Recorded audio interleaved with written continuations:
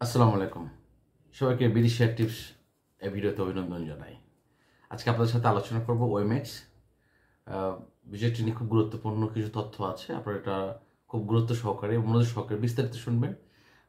বিস্তারিতভাবে আলোচনা করার জন্য আমি এই 1-to-1 মানে একটা একটা করে কোম্পানি নিয়ে ভিডিও করছি, যেন আপনাদের এই জিনিসগুলো বুঝতে সুবিধা হয় এবং ভিডিওটি ছোট হবে যেন আপনারা খুব শর্ট টাইমে দেখতে পারেন। একটু মনোযোগ দিয়ে শুনবেন এবং দেখবেন। ওএমএক্স এটা একটা বিগ ক্যাটাগরি শেয়ার।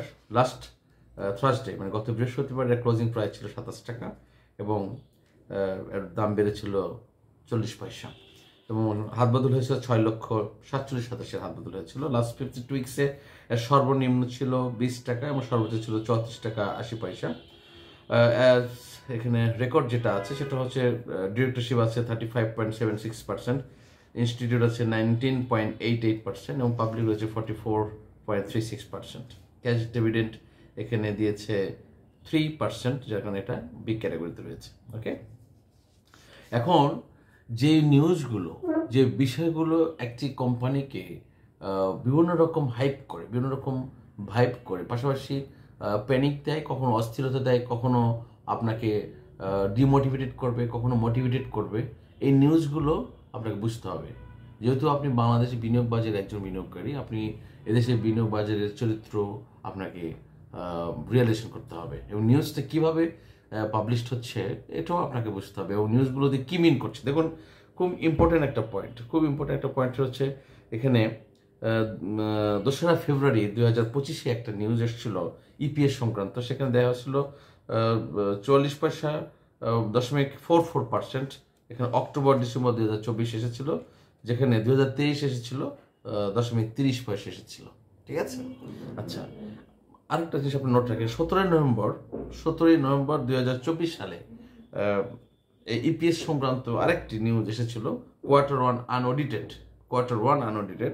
সেখানে EPS was 0.01 for July September 2024 আর 0.22 জুলাই সেপ্টেম্বর 2023। মানে নভেম্বরের 17 তারিখে যে ইপিএস সংক্রান্ত আনঅডিটেড ইপিএস সংক্রান্ত যে রিপোর্ট এসেছিল, এটা ম্যাক্সিমাম বিনিয়োগকারীকে এখান থেকে ফেলে দিয়েছে, প্যানিকড হয়েছে।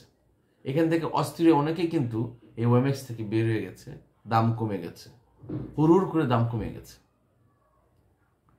হ্যাঁ, বুঝতে পেরেছেন বিষয়টা কেন আমি আপনাদেরকে এই জিনিসগুলো তথ্যপত্র তুলে ধরি, যে আপনাকে যে নিউজগুলো, যদি আপনাকে আমি যে 3% ক্যাশ ডিভিডেন্ড দিয়েছে, কিছু কোম্পানি 1.5% ক্যাশ ডিভিডেন্ড দিয়েছে, কিছু কোম্পানি 0.5 মানে 0.5% ক্যাশ ডিভিডেন্ড দিয়ে শুধুমাত্র বিগ ক্যাটাগরিতে থাকছে।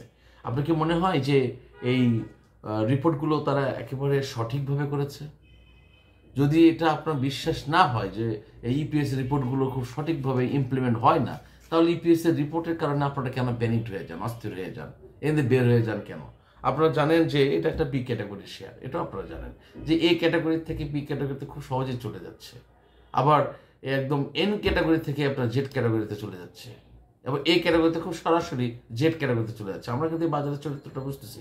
আমি আপনাকে আমার এই ভিডিওর মাধ্যমে যে কথাটা বলি, আমি কিন্তু কখনোই কাউকে কোনো শেয়ার কিনতে বা বিক্রি করতে উদ্বুদ্ধ করি না।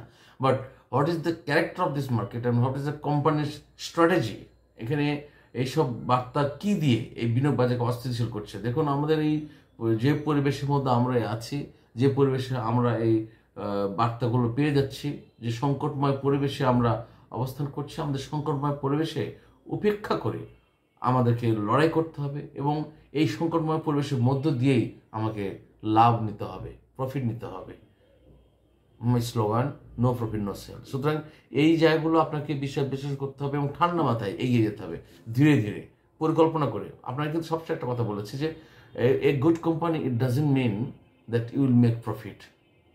এ good decision it's mean and your good plan.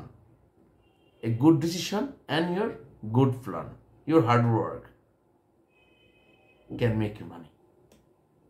আপনি একটা ভালো কোম্পানি ইনভেস্ট করেছেন, আপনাকে প্রফিট বয়ে দিয়ে যাবে এমনটা কিন্তু না। আর আপনি একটা জেড কের ইনভেস্ট করেছেন বা বি কের ইনভেস্ট করেছেন, আপনি প্রফিট করতে পারবেন এমনটা না। বিষয়টা হচ্ছে what the policy following and what do know about your market strategy. হ্যাঁ, আপনি মার্কেটটাকে কীভাবে অ্যানালাইসিস করছেন, কীভাবে স্টাডি করছেন, মার্কেটের এই পালসগুলো কখন কিভাবে আসছে, সেটাকে কিভাবে রিড করছেন, হ্যাঁ, পলিটিক্যাল ইম্প্যাক্ট কিভাবে মার্কেটকে প্রভাবিত করছে, এটা কিভাবে বুঝতেছেন, এই ফ্যাক্টরগুলো যখন আপনি অ্যানালাইসিস করতে পারবেন, স্টাডি করতে পারবেন, আপনি ভালো কিছু করতে পারবেন।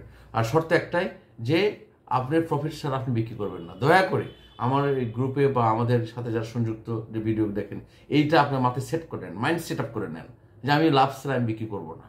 ওকে, এই কোম্পানি শুধু নয়, আমি অলমোস্ট 70 থেকে 80টা কোম্পানি আপনাদের সাথে আমি ভিডিও বার্তা দিব এবং এটা নিয়ে আমি কাজ করবো। আপনাদের প্রথম অনুরোধ থাকবে যে আসলে একদিনে তো সব কোম্পানি সবার মনোপ্রত হবে না, আপনার ধৈর্য ধরবেন। আমি ওয়ান আফটার অ্যানাদার, 1 to 1 করে আপনার সাথে কথা বলবো।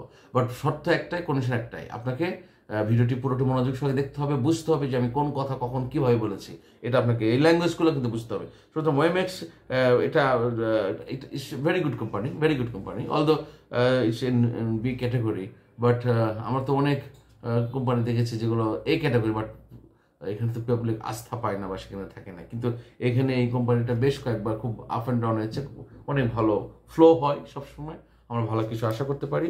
এবং সবচেয়ে বড় কথা হচ্ছে যে আপনার সিদ্ধান্ত নিয়েই খুব গুটি গুটি পায়ে এগিয়ে যেতে হবে এবং আশা করি ভালো কিছু হবে। এখানে আরেকটা নিউজ আপনাদেরকে, এটা হয়তো আমি এখানে উঠাইতে পারি নাই, সো আমি আপনাদেরকে দেবো। সেটা হলো যে আপনার 1 বছরে এটার কত % নেগেটিভ আছে এটাও আপনাদের জানা দরকার কোনো কোম্পানি ইনভেস্ট করার আগে।